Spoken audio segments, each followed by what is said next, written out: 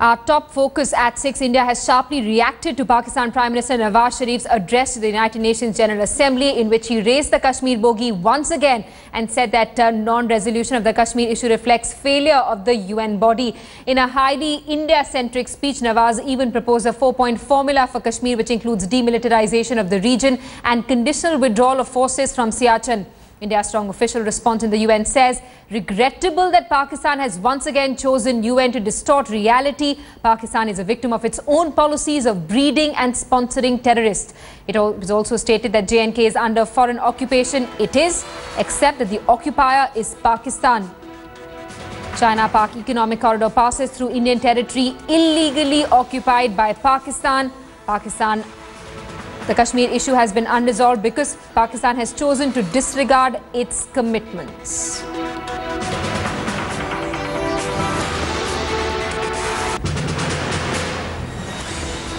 We propose that Pakistan and India reaffirm that they will not resort to the use or the threat of use of force under any circumstances. This is a central element of the UN Charter. Steps must be taken to demilitarize Kashmir. 4. Agree to an unconditional mutual withdrawal from Siachen Glacier, the world's highest battleground.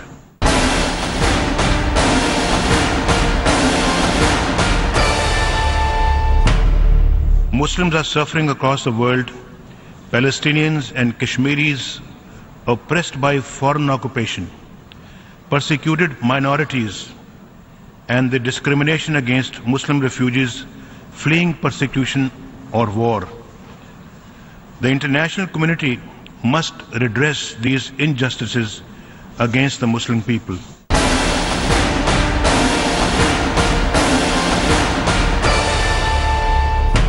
Cooperation, not confrontation, should define our relationship. Yet today, ceasefire violations along the line of control and the working boundary are intensifying, causing civilian deaths, including women and children.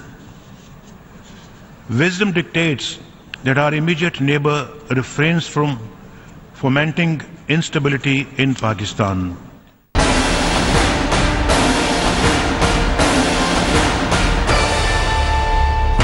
Pakistan is a primary victim of terrorism. We have lost thousands of lives, including civilians and soldiers, to terrorist violence.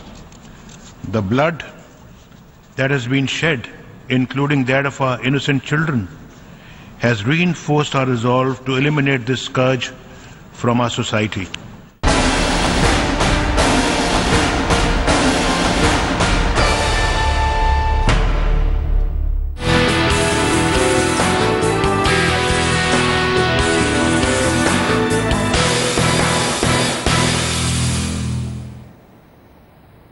Pakistan's Prime Minister Nawaz Sharif's Kashmir rant on the floor of the UN General Assembly.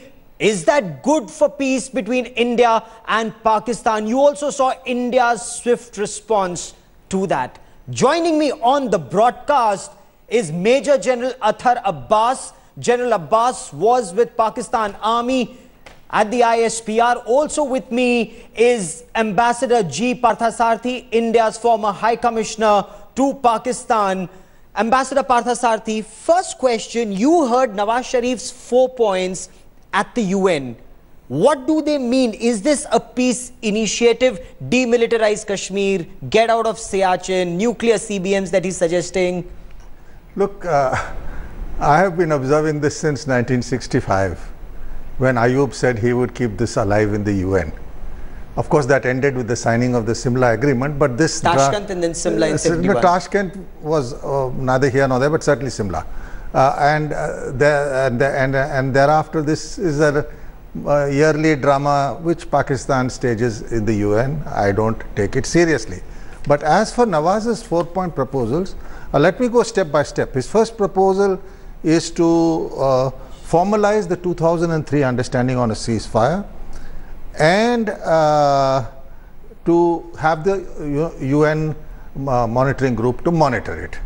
Now, I entirely agree that 2003 ceasefire should be respected. But he conveniently forgets that ceasefire worked, because in 2004, General Musharraf, who was then the boss of General Attar Abbas, gave a written undertaking that territory under Pakistan's control would not be used for terrorism against India. So that is point number one. Let me get General Abbas to respond to point number one, and we'll take this point by point. General Abbas, the annual Kashmir rant at UN, what do you hope to achieve? Isn't it a slap in the face of Pakistan year after year when the UN refuses to address this and says this is a bilateral issue? It's 50 years now. Yeah, it's a bilateral issue. Sort it out amongst each other. Sort it out with each other. General Abbas? That may be your interpretation of your side. It remains on the agenda of the UN. The UN has not taken it out from its agenda. If we are talking about the first point of Mr. Nawaz Sharif, what he has suggested is to formalize what we decided and agreed upon in 2003, one. And second, look, you need to have a third empire when the two sides are not ready to really compromise or agree upon their own empire. So you need to have somebody which should monitor who is a violator. Otherwise, it will always be, as far as ceasefire violations, LOC is concerned, will be your word against mine, my word against yours. No, there but tell me this, you were with General Musharraf, and General Musharraf promised India, the year was 2004, January was the month, that Pakistani soil will not be used for terror against India. What happened in 2006? You sent in terrorists. What happened in 2008? You sent in terrorists again. So can India not trust a civilian leader like Nawaz Sharif, because after Lahore he does a Kargil? Nor can we trust a military leader that you say you will not let your soil be used for terror against India, and yet there is a 26/11? We'll end up blaming each other, but try and understand that Pakistan and Pakistan Army is fighting all these groups within our own soil. And there has been much more damage to Pakistan and the people of Pakistan than what has happened in India. Why should I care if you are dying of your own terror? I care about your country sending terrorists to my country, sir. What action have you taken against the likes of Hafiz Muhammad Saeed or Dawood Ibrahim or Masood Azhar? Sir, you've been in the army, you know the inside story. Put your hand on your heart, put your hand on your heart and tell me if you have addressed India-centric terror. If it has come to that you don't care what happens to Pakistan and Pakistani, then also the response would be the same. We don't care till the time we finish what is happening to us, what is affecting us, what is damaging us, what is killing us. First we have to go after that. And once we have finished that, only then we will look for another thing. Is that a fair response? Let me answer both the points of General Attar Abbas, who very soberly and always correctly puts their point of view. He talks of the UN monitoring group. The UN monitoring group was set up to monitor the ceasefire. In Simla, the ceasefire line went into history, and it was replaced a line of control which was bilaterally determined in Simla between India and Pakistan. So the UN monitoring group was not set up to monitor the line of control, and we will never agree to it, period. Point number two, that he says Pakistan has serious problems. Look, the fact of the matter is, it is not just Pakistan, India which is accusing Pakistan. The very terrorists the Taliban, who attacked that school in that horrible tragedy, which I condemn. The fact of the matter is, if you read all the writings of Ahmed Rashid, don't read me, read the way the ISI trained the Taliban. They are paying for their sins. Yes. They trained the Jaish-e-Mohammed, and the Jaish-e-Mohammed attempted to kill Musharraf, and this was acknowledged by General Ashraf Qazi in the National Assembly. So I think they should do a bit of soul searching. It's not India. It is the United States who tells Pakistan, shut down your Haqqani network, shut down your Lashkar-e-Taiba, shut down your Jaish-e-Mohammed. Why is that not happening, General Abbas? You've been a soldier. Speak from the heart, sir. Why is there no crackdown on either the Haqqani network or the Lashkar-e-Taiba, General? First, let me reply to Mr. Patasati. If he says that ceasefire line has been converted into LOC and there's no need and India doesn't accept, has UN stopped or packed up or rolled off its United Nations military observers group in India and Pakistan, they are still there. 300 of them are there. And they do keep coming to LOC and keep noting the violations from this side or that side. Second, let me tell you, if US says it cannot be taken as gospel truth if they disregard and omit PTP, which has played havoc in Pakistan, and it is the lead terrorist group which Pakistan is going after. If they decided and elect and do the cherry picking by naming all other organizations and not PTP, how do you expect Pakistan to respond? It's not the US alone. The United Arab Emirates has said so. And not to speak of a large number of other countries. Look, General, I respect your restraint, but please acknowledge, Pakistan is recognized as the epicenter of global terrorism. That's why you have the Americans in Afghanistan. Your Prime Minister at the UN said Pakistan is a victim of terror. You may well be. But as India says and as the world says, you're also a state sponsor of terror, and that is something you're doing nothing to address. When you talk about Kashmir, General, isn't this ironical? Isn't this ironical? General Abbas, kindly hear me, sir. The day Nawaz Sharif raises the issue of Kashmiris at the UN, there are people in Pakistan-occupied Kashmir who are on the streets of Kotli, of Muzaffarabad, in the northern areas in Gilgit and Baltistan against the Pakistan Army and Pakistan Army rule. Not just there, even outside UN protesting against Nawaz Sharif, sir. What are you talking about? The whole statement has been appreciated and hailed from various cross-sections of the society here. That Pakistan's Prime Minister has put the case of Pakistan in the UN very forcefully and very with great clarity. It is all appreciated here. And I don't know what, where from you got the feedback that this has been condemned or the Pakistan Army group. Look, I want to highlight one thing. Not a single Afghan has ever been found in international terrorism. But PTP here has all the linkages with international terrorist organizations. Ambassador Parthasarathy, is Pakistan... The threat of IS. May I say? The threat of IS is faced by Afghanistan and Pakistan. It is now an international terrorist organization. Now, if we are going... Sir, Afghanistan's President Ashraf Ghani has said Pakistan is fomenting trouble. We are no longer brothers. Ambassador Parthasarathy? May I say something? Yes. Pakistan said President Karzai is very anti-Pakistani. President Ashraf Ghani is saying precisely what President Karzai said. This is two successive elected presidents of Afghanistan holding Pakistan squarely responsible. Then everyone knows of the attack on Herat the day Mr. Narendra Modi was being sworn in on our consulate.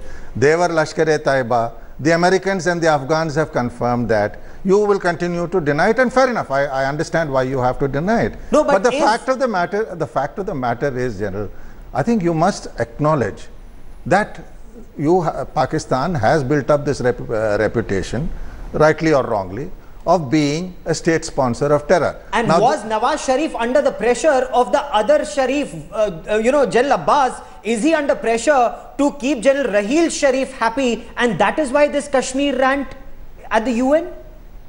Not at all, not at all. PM, when he took over, the first initiative he took was to go out, reach out to Mr. Narendra Modi there, suggesting that he is there all out to go for peace and development. And this explain this to me, General Abbas. Why is it? Why is it that both your neighbors hate you? Why is it that both Pakistan's neighbors call you state sponsors of terror, whether it's Afghanistan or India? Why Mr. Hagel says that India is involved in Afghanistan, through Afghanistan into Balochistan? No, but that way Hillary Clinton tells you don't keep snakes in your backyard. They will turn around and bite you. Isn't it time for you to wake up, sir? Why Mr. Hagel, Chuck Hagel? Isn't it time for Pakistan to wake up? If, as Nawaz Sharif says, you are losing thousands of people to terror, why aren't you waking up to fight terror, whether it's in the frontier province or in Pakistan's Punjab?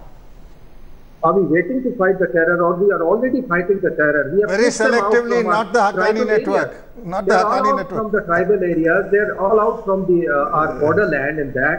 And Pakistan Army has lost over 10,000 soldiers and officers in that. Over 60,000 civilians in that. How do you make out there? How do you respond to that? That we are not fighting the terror? Ambassador, may I say it is very selective. The fact of the matter is, as Hillary Clinton says, these snakes are turning around and biting you.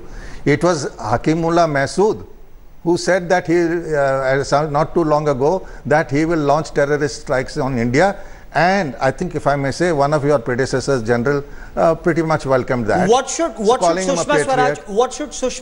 I think the point is very clear. Look, we, in fairness to General Musharraf, and I say this to the General Athar Abbas about his boss, the agreement, the undertaking he gave us in 2004, he largely respected. Except the 2006 attacks in Mumbai still took place. 2006 attack even, it was a mixture of their people and our people. So let's. But tell me this: Will Nawaz Sharif's rant on Kashmir lead to our relationship going into a deep freeze? No, I want to do a little future, looking into the future. No, I don't. Look, let me be very, very clear. The fact of the matter is not just us. After all, we talk with the Americans, we talk with the Iranians, we talk to as many people around the world. The general consensus in the world is today that Nawaz Sharif is a lame duck. Okay. He is capable of delivering nothing. The country internally, whether it is Karachi or the Northwest Frontier or elsewhere with the military courts, is ruled by the military. And that even a president of Afghanistan finds it more useful to call on General Rahil Sharif rather than Nawaz Sharif. Is that what India should do? That is the reality of Pakistan. Is that what India should do? Why? I would love the Pakistani DGMO to meet his Indian counterpart. We have agreed to that. If that happens, but clearly the rant of Pakistan's Prime Minister, the Kashmir rant, India responded to it very swiftly, firmly, and said it's Pakistan that remains a state sponsor of terror. I can just say this: Mr. Narendra Modi is not Mr. President Ashraf Ghani. Certainly, there will be no question of our politicians messing around with the Pakistan Army. Okay. But the DGMO contacts has been agreed to. I think the DGMO should meet regularly. Okay. Let's see where does this road ahead take us. We will continue to track that story very closely. For the moment, Major General Athar Abbas in Islamabad, many thanks for joining us. Also, Ambassador G. Parthasarathi, many thanks for joining us. We will continue to track developments on the India-Pakistan front.